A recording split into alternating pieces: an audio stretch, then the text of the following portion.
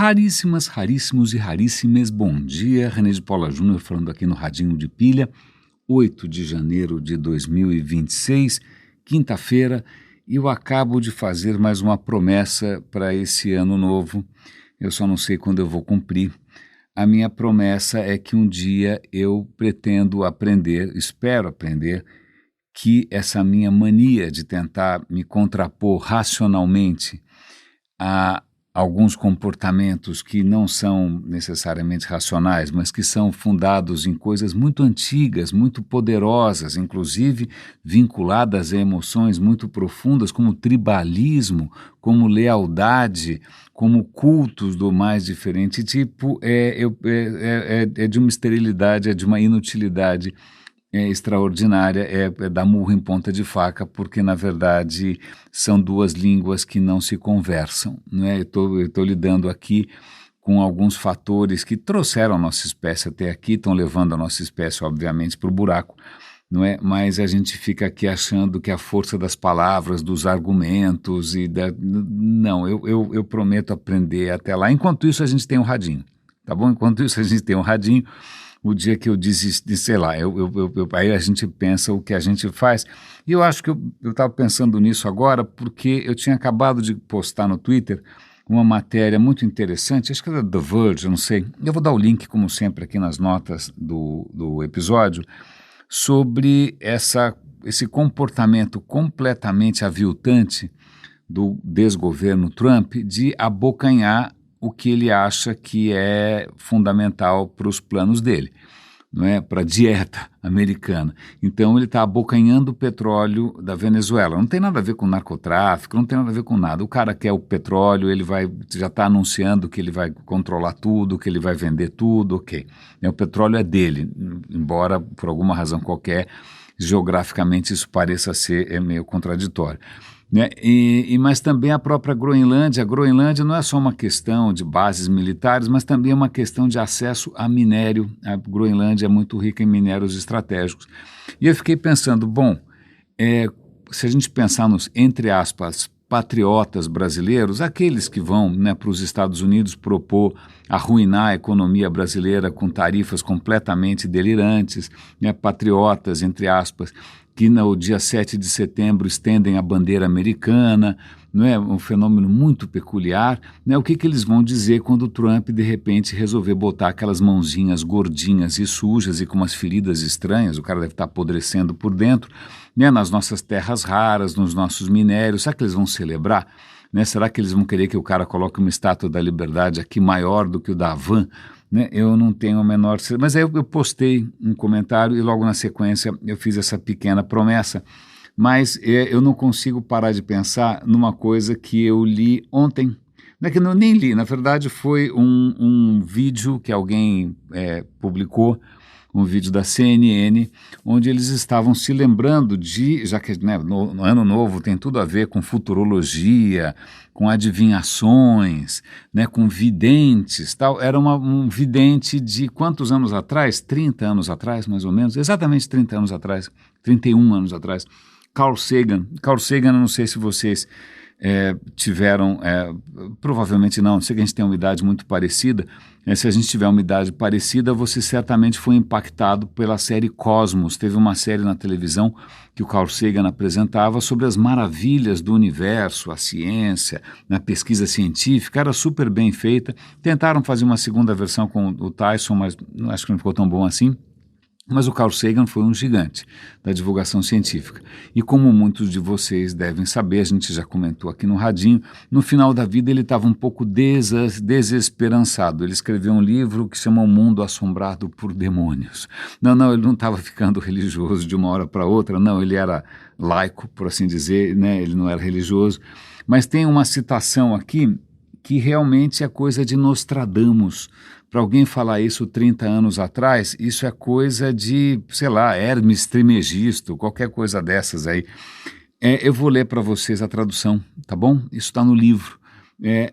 Tem um pressentimento sobre uma América no tempo dos meus filhos ou netos, quando os Estados Unidos serão uma economia de serviços e informação, quando quase todas as indústrias de manufatura terão escapado para outros países, quando poderes tecnológicos impressionantes estarão nas mãos de pouquíssimos e ninguém, representando o interesse público, conseguirá sequer compreender as questões.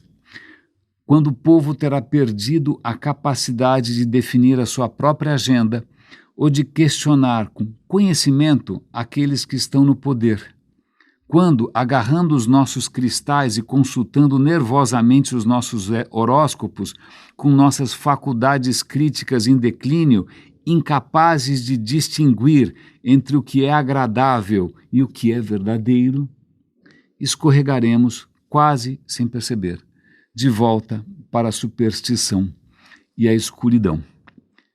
O emburrecimento da América é mais evidente na lenta decadência do conteúdo substancial da mídia tão influente, as falas de 30 segundos, agora reduzidas a 10 segundos ou menos, a programação voltada ao denominador comum mais baixo, as apresentações crédulas sobre pseudociência e superstição, mas, acima de tudo, um certo tipo de celebração da ignorância.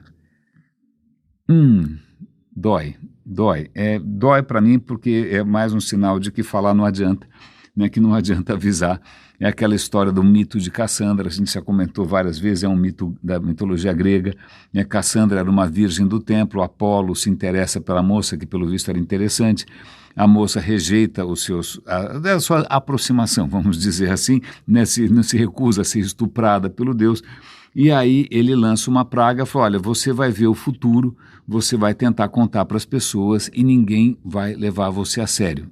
O que é uma maldição, na verdade, que diz mais sobre a humanidade do que sobre a Cassandra. Coitada da Cassandra. Na verdade, o que esse mito, para mim, demonstra é a nossa completa, a nossa total e absolutamente infalível resistência a qualquer coisa que desafie os nossos preconceitos mais consolidados. Né? É assim que a humanidade funciona. Então não estamos falando aqui de deuses tarados ou de virgens proféticas, estamos falando aqui do quanto a gente se apega a questões que ou você acredita, ou que nós acreditamos por teimosia, ou porque o grupo acredita e você não quer desafiar o grupo, ou porque você está com preguiça, eu não sei. Então fica aqui essa lembrança da profecia do Carl Sagan. Vamos olhar em volta e ver o culto da ignorância por toda parte, né? O Bolsonaro era um absoluto ignorante, o Trump é um completo ignorante, né? Eu tive recentemente na Argentina que sempre teve uma produção audiovisual extraordinária, né? E toda vez que eu estou viajando, eu gosto de assistir a televisão local, o que no Japão foi um pouco estranho, porque obviamente eu não estava entendendo nada, não é? Mas uma coisa que eu notei na Argentina é uma vulgarização da televisão num patamar muito difícil primeiro de assistir, segundo de entender. Eu falo, o que aconteceu? Os caras tinham uma barra mais alta, eles tinham um padrão mais alto. Aí você lembra que de repente votaram no Milei, né? E que na televisão tem lá videntes dizendo profecias sobre coisas espirituais do Milei. Então você percebe que realmente o Carl Sagan tinha razão. Né? Mas a gente não pode, depois daquela grande conversa com o ChatGPT, que eu vou dar o link aqui de novo, caso alguém não tenha visto, né? Em que eu pedi para o ChatGPT apontar os meus pontos cegos, apontar para mim aquilo que eu estou deixando de ver, apontar os meus vieses cognitivos, vamos chamar assim, e ele apontou várias coisas e ele falou, olha, tudo bem, você está percebendo várias coisas direitinho, né? Consegue explicar as coisas pela evolução, consegue pensar de uma maneira científica, mas você pode estar se deixando intoxicar por um pessimismo que é muito generalizado. Existem pessoas bacanas, existem iniciativas legais. E mesmo o comportamento que é realmente indigesto, já que a gente está falando de toxinas aqui, né, de pessoas e líderes e povos e países, na verdade, se você reconhecer que eles são necessários, que eles têm causas, né, que eles tem toda uma história por trás disso, quem sabe assim você não fica tão amargurado. Então, já que eu estou falando de toxinas aqui, eu vou, e também do governo Trump, hoje uma notícia bastante desconcertante é que aquele maluco do RFK lá, com aquele completo troglodita, né, além de simplesmente sabotar o sistema de vacinação americano, então as crianças americanas não vão ser vacinadas contra meningite, contra hepatite A, hepatite B, influenza, não vão, ponto, não vão.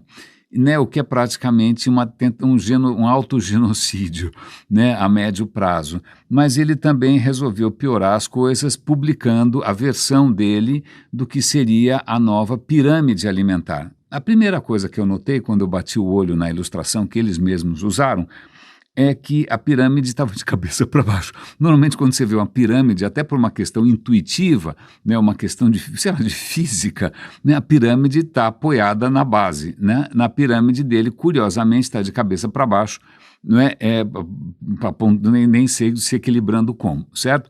Mas o que é mais preocupante é que, imagina, o cara está ali responsável pelo equivalente ao Ministério da Saúde.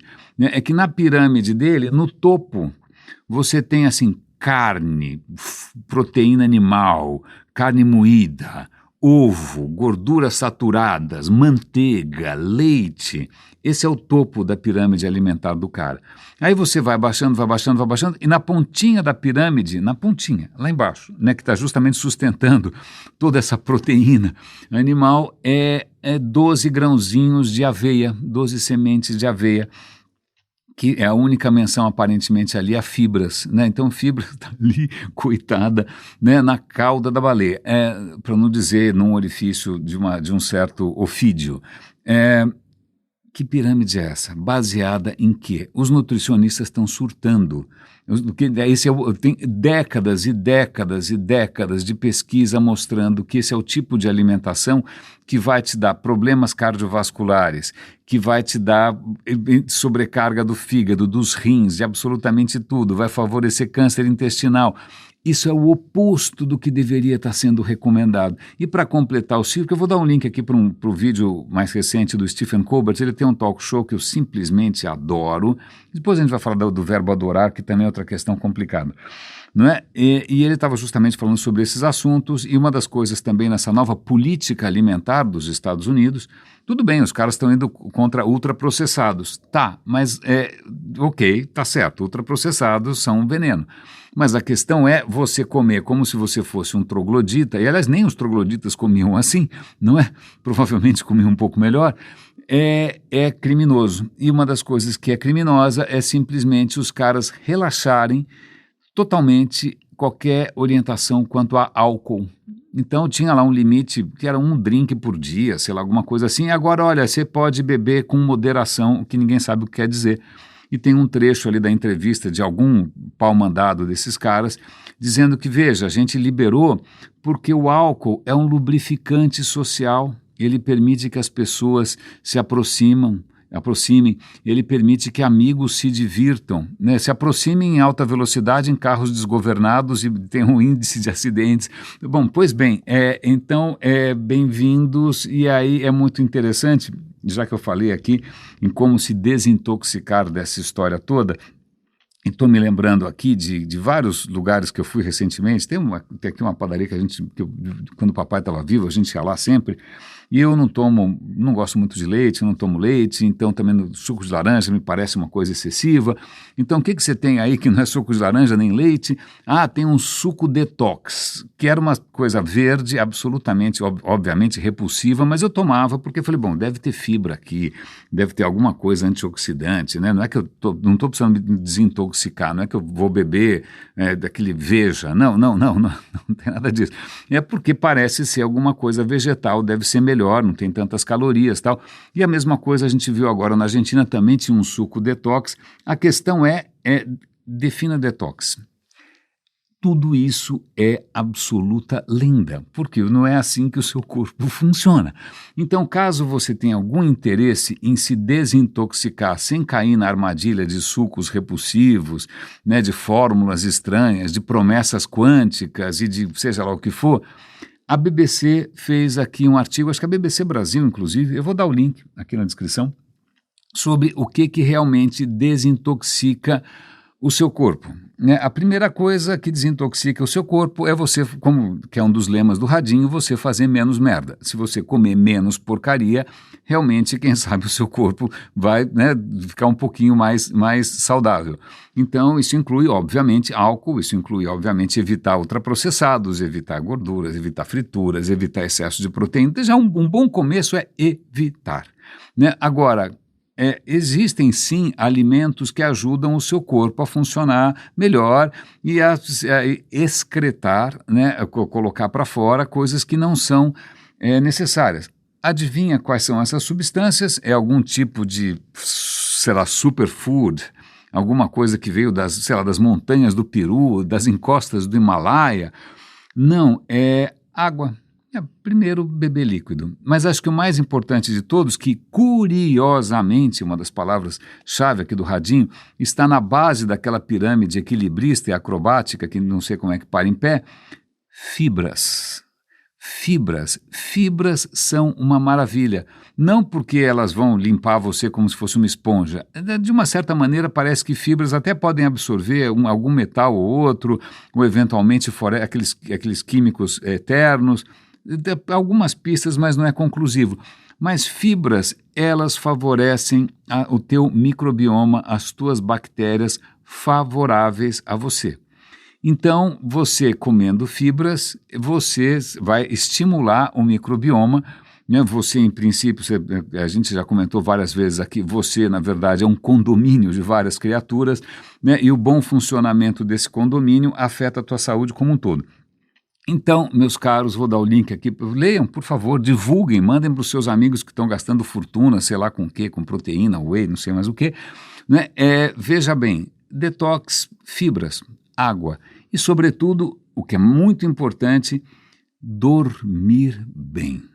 Dormir bem faz com que o seu cérebro consiga eliminar as suas próprias sujidades. Não sei se vai eliminar crenças esquisitas, né, adorações completamente inexplicáveis, não sei. Isso acho que acontece acordado, não dormindo, né? Mas o seu cérebro precisa de tempo para se limpar, né? Tem vários distúrbios mentais que a gente está vendo aí que talvez estejam associados à incapacidade do cérebro de conseguir limpar os seus próprios resíduos. E caminhar. Caminhar é muito bom, melhor do que correr. Então veja lá, né? Pronto, muito mais barato, muito mais saudável, não tem nenhum componente mágico nessa história. Não, isso aqui é tão amargo que certamente deve fazer bem, né? Os caras estão caprichando, pondo aqui todas as coisas que provavelmente vão irritar o seu aparelho digestivo, não é? Então, se é tão ruim assim, deve fazer bem, tem gosto de remédio. Pois bem, não. É basicamente fibras, água, evitar excesso de proteínas, evitar álcool, como o diabo foge da cruz, e outras coisas parecidas. E muito acessíveis e muito simples e que não alimentam uma indústria de influenciadores vendidos que estão aí fazendo enchimentos em lugares muito estranhos, exceto no próprio cérebro. O cérebro continua oco, né? Estão fazendo enchimento nos bolsos, né? Pelo que a gente pode ver, e isso é uma boa maneira de conectar com uma das coisas mais preocupantes que está acontecendo agora.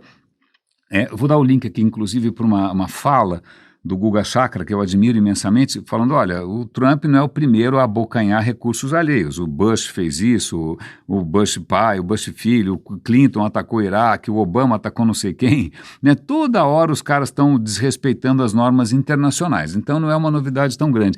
Mas eu acho que o descaramento do Trump e o desrespeito pelas próprias normas internas do país é gritante, e o que está acontecendo lá é uma coisa que é mais chocante do que o nazismo fez, é o que é uma máquina de propaganda da bullshit, das mentiras, né? Então, no Pentágono, imagina, qualquer ocorrência de segurança nacional, todos os repórteres vão correndo falar com o Pentágono.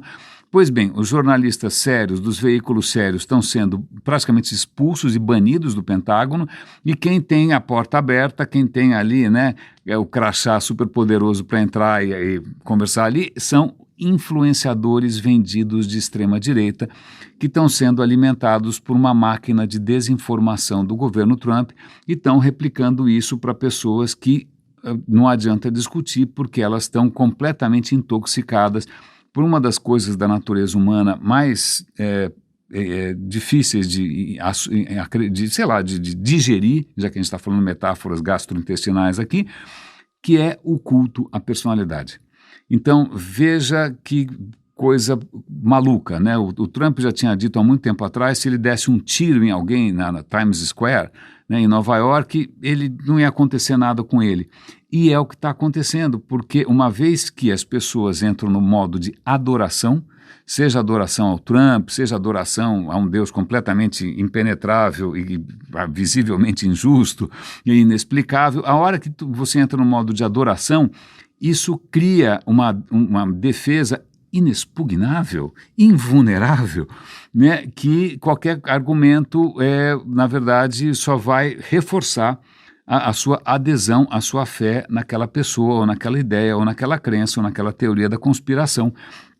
E cá estou eu aqui de novo cometendo o mesmo equívoco de achar que adianta denunciar coisas que de repente são completamente imunes. É como se fosse uma resistência bacteriana, né, evoluída ao longo de milhares de gerações, né, contra qualquer coisa que desafia o nosso senso de pertencimento, que desafia os nossos vieses mais consolidados, né? A defesa contra isso é simplesmente impressionante, é o que a gente está vendo agora, é o que a gente está vendo no Brasil, né, com o culto à personalidade de Bolsonaro, com o culto à personalidade do Putin, com o culto à personalidade do Lula, com o culto à personalidade...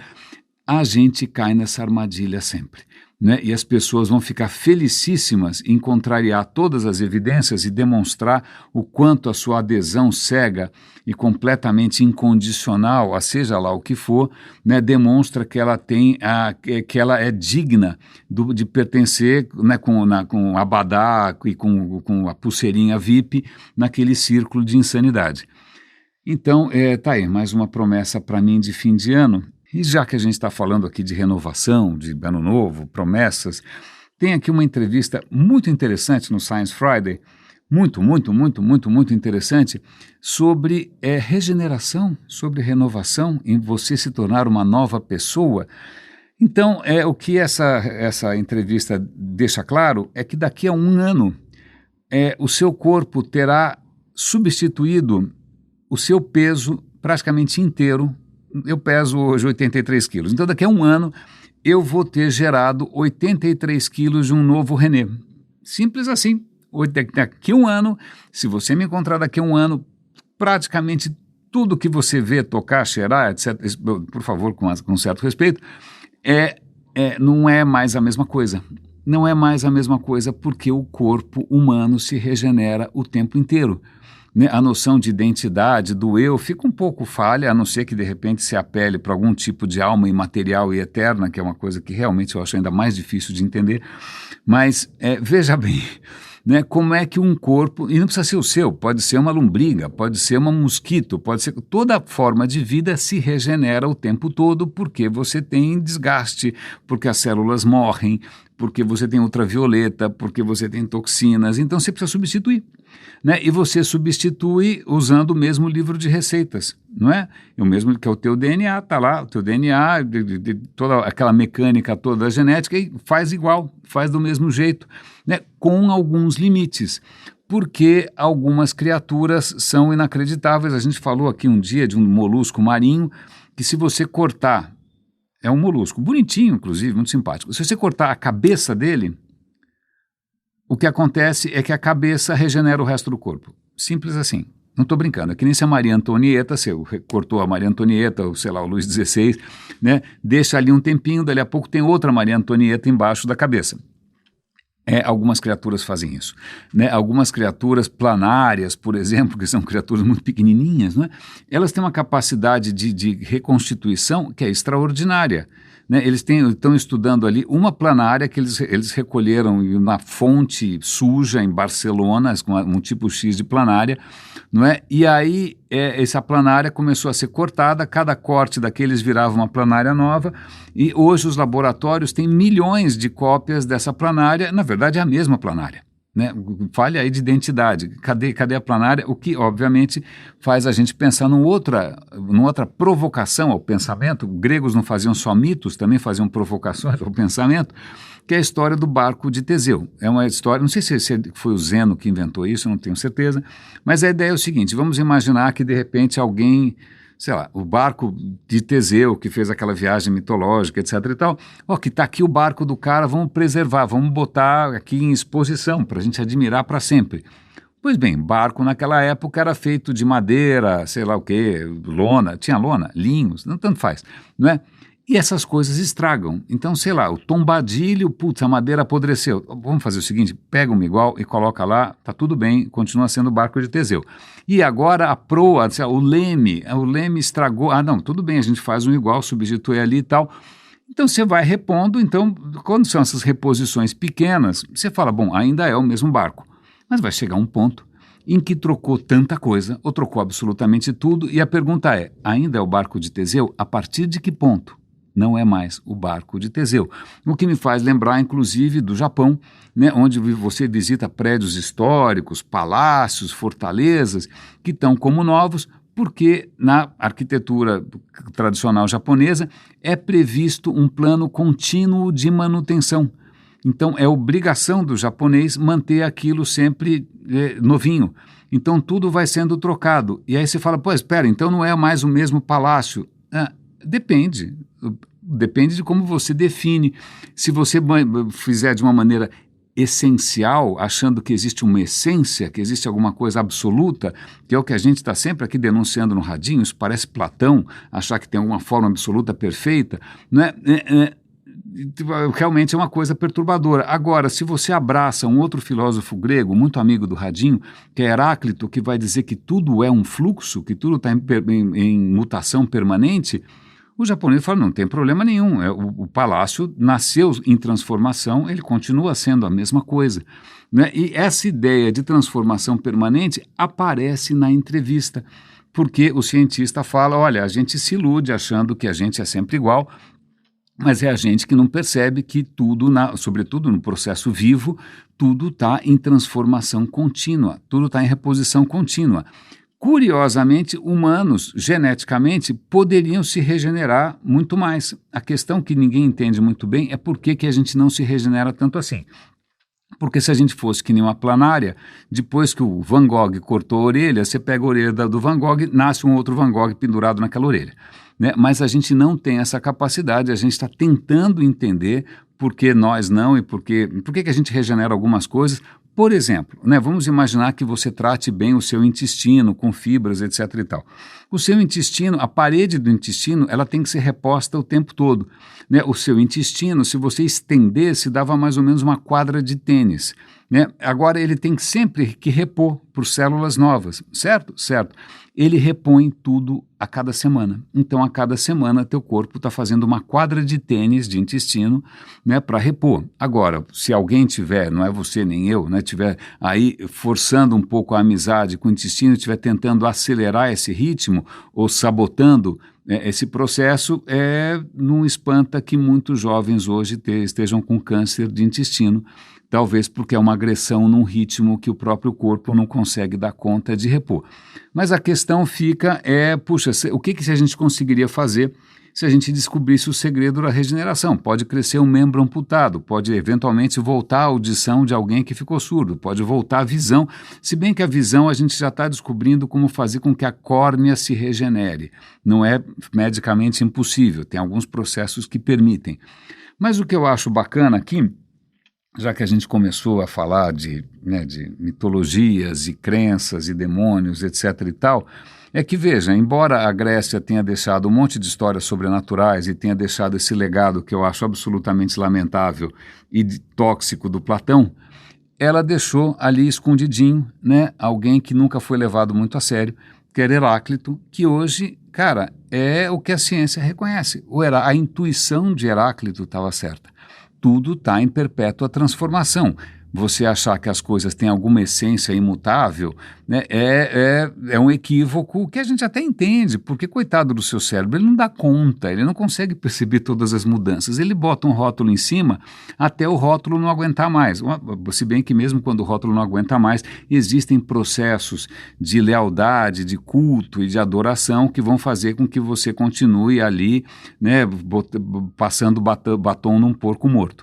Mas, meus caros, acho que a grande lição aqui primeiro fica a minha promessa de ano novo, de tentar ser um pouco menos tonto, de ficar dando murro em ponta de faca, achando que simplesmente a razão, o raciocínio e a argumentação tem algum poder contra esse tipo de coordenação, né, humana um pouco mais arcaico e muito poderoso.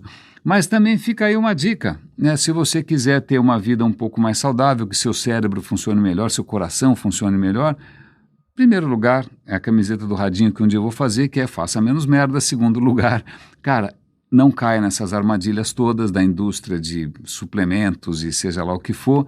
Simplesmente mais água, mais fibra, né? Evite alimentos que realmente só na cabeça daquele completo homem das cavernas faz algum sentido, não é? E passeie, namore, ande. São as minhas dicas para o ano que acabou de começar. Raríssimas, raríssimos e raríssimos, um grande abraço, cuidem-se, é fácil, um grande abraço e até amanhã.